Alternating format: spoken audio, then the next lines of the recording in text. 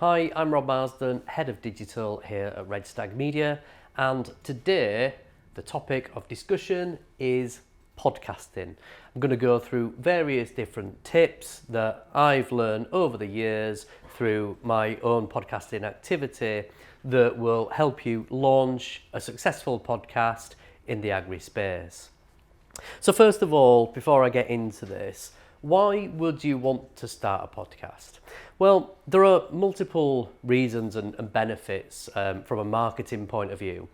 The first one is to get in front of a new audience and expand your reach. Now, you could pick any platform for doing that, but podcasting is a really good one because it will allow you to get in front of people for an extended period of time in comparison to other methods. So we always recommend a sort of a multi-channel, multi-content approach, but for example, blog posts, attention span might be more limited than they are for a podcast because a farmer might be listening to a podcast while out in the tractor on a field, for example.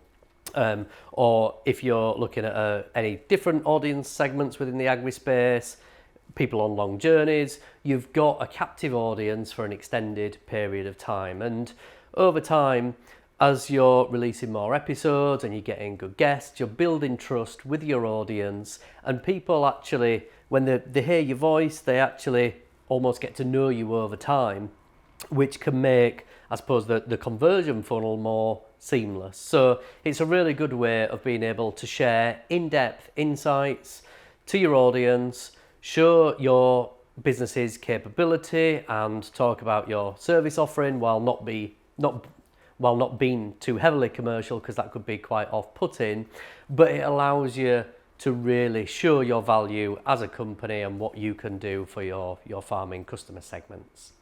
So let's get into some of these tips then. I've got 6 key things to run through, starting with your USP. There is a big question when it comes to podcasting about how crowded it's become. 5 years ago, for example, on any given topic, there might have been a couple of podcasts in your country about that specific topic, where now, even in your most niche areas, there are a lot more podcasts that are serving that audience for that specific niche. And that's no different in farming. But what's important is for you to come to the table with a bit more of a unique offering. So have a look at what's available right now, do some analysis, who's doing well, who you think is not doing so well, and ask the reasons why. And ask yourself what you can bring to the table that offers a unique perspective on things. And that might be a different type of format. It might be that you've got specific people and experts within your business that don't really have a voice that you want to surface from an external perspective. It might be that you or anyone else in your business is a really good engaging host, for example. There are various different things that you can bring to the table, but it's important to make sure in a sea of other podcasts that you've got something that is unique and valuable to the people that you want to speak to. So what I'd recommend is having a bit of a brainstorming session internally with your marketing teams and kicking around this and really focusing on what you can deliver to your audience that no one else is. Because even though podcasting might be becoming more crowded than it historically has been, if you can bring something new, that gives you an easier way into it. The second one is an engaging format. So I've just touched upon this, but there are various different formats of podcasts that you really need to decide what that looks like and what will serve your audience the best. So an example of this is 2 hosts versus 1. With 2, for example, you can bounce off each other. If there's a good rapport, it comes across as quite entertaining. You should pick a style that you want to go for as well. Is it educational, informative? Can it be a bit more relaxed? Can you have a bit of a laugh and joke with it as well that can make it more entertaining? Have a think about that, and then have a think about the format, but it must be engaging. You don't have to do it with 2 hosts. It might be just 1 host, and you might not have guests. And if that host is really engaging in their own right, then that can actually build audiences over time. There's been many successful podcasts where it's 1 host, no guests, but because they've got so much good information to share, they can keep their audience's attention and the podcast can go on to do great things. So think about an engaging format, and you might want to map out exactly what different features you want in that podcast. For a farming audience, you might have a news feature, for example. You might have an interview feature. You might have features that cover various different elements of it, a machinery update or a livestock update or whatever it is. But if you can nail down a format that can keep people's attention and you've got a good, compelling host or pair of hosts, then that will set you up for success for the rest of the journey. The third thing, and again, I've just spoken about it, but guests. Guests can make or break a podcast.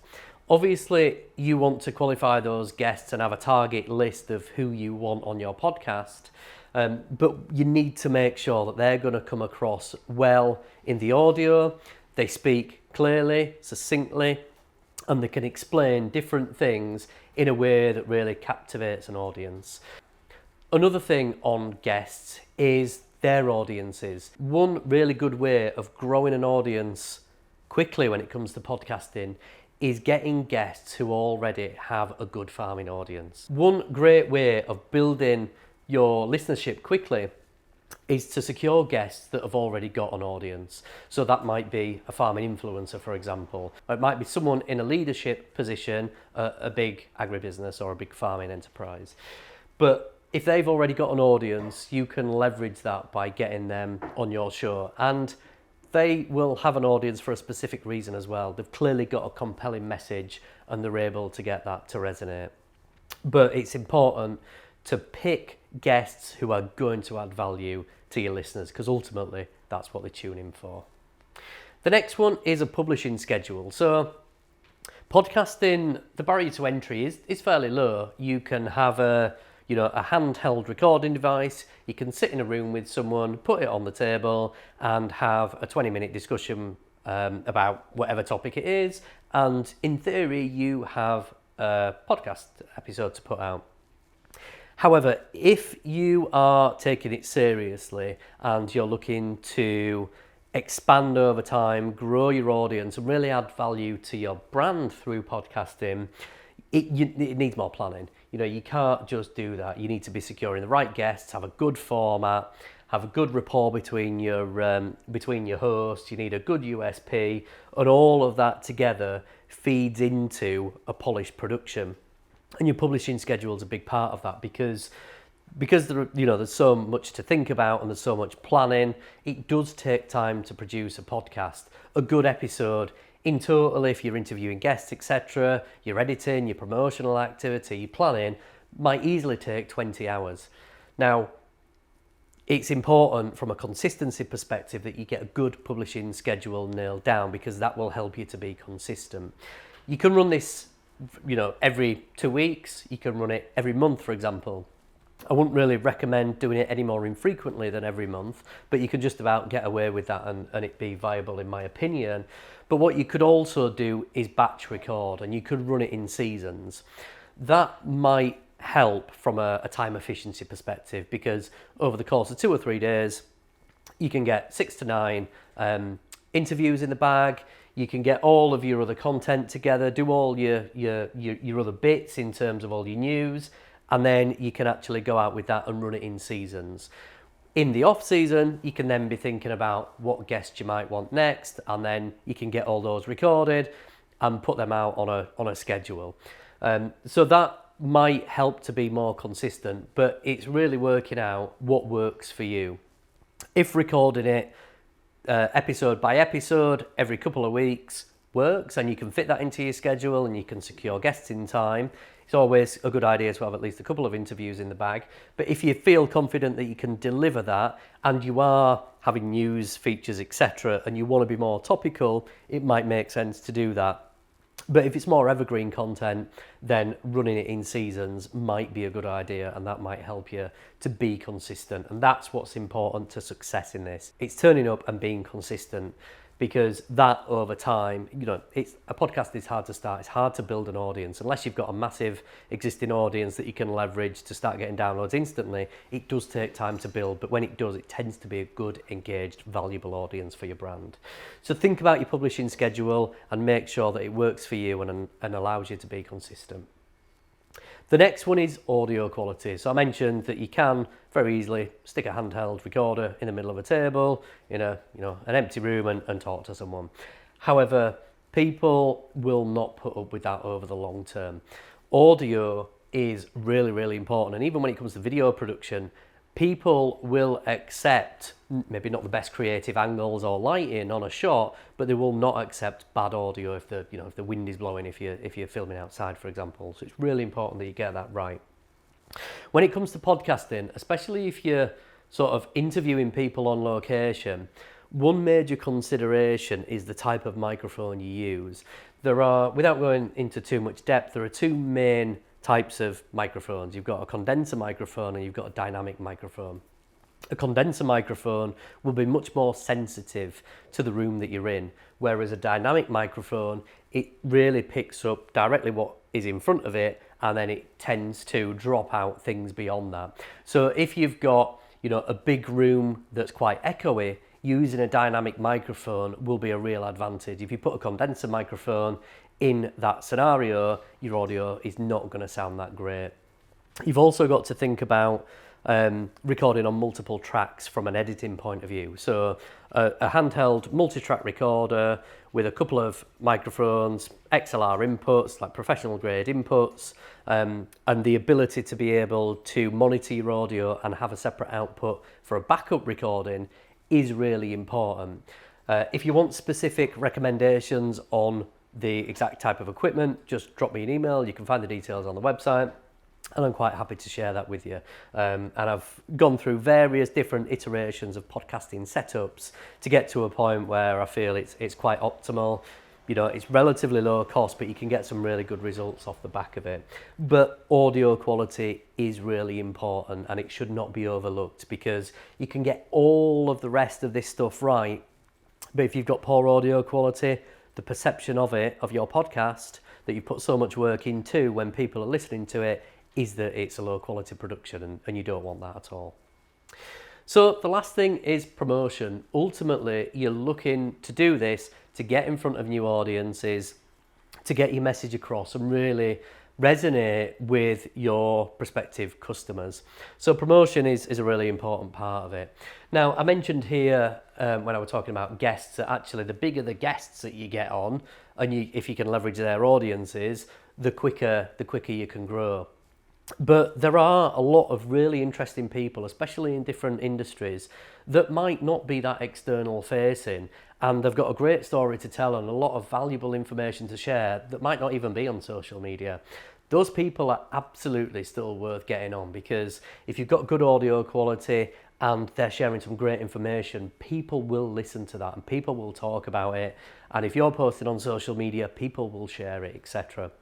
So getting good guests, regardless of audience size, is really important, but I would recommend a balance, because if you can get some big guests that've got a big audience, you can grow your audience much quicker than you might otherwise. So a balance is always good. But in terms of other types of promotion, think about general marketing. If you were going to promote a blog post, for example, what would you do there? If you were going to launch a new event, for example, or a lead magnet or any other initiative that you're running as a business, the same thing really applies. You can go down the paid media route, but that can end up being quite expensive because you're paying for clicks, for listens that is hard to then assign business value to. So I'd recommend, as you're just kind of moving into it slowly, dipping your toe in the water, that you stick to organic stuff and don't put a load of paid media budget behind it, because it'll be hard to really justify the return on that. But again, it's about turning up, chipping away over time, and eventually you will end up with a good, engaged audience that adds value to your brand. And don't be put off by some of the numbers that you might get. So if you're going to release a video or a blog post, you might look at how many views it's got on YouTube, or how many sessions it's achieved, how many unique users have seen it on your website, for example. With podcasting, because it is longer form and because you are really building a relationship with your listeners, arguably podcast listeners are more valuable. So even if the numbers are lower than what you might expect through other mediums, other content mediums on different channels, don't be disheartened, and it's worth plugging away at to really gain the benefits of that over the long term. So that's it. I hope that helps. I'm a big fan of podcasting. You've probably listened to many podcasts yourself. It's a really good opportunity to tell your brand story and to add value to prospective customers, to help them on that journey to becoming a full-time customer of yours. If you need any other information on top of this, because this is quite a high-level run-through, again, feel free to drop me an email and I'd be happy to chat about it at any time. So until next time, take care.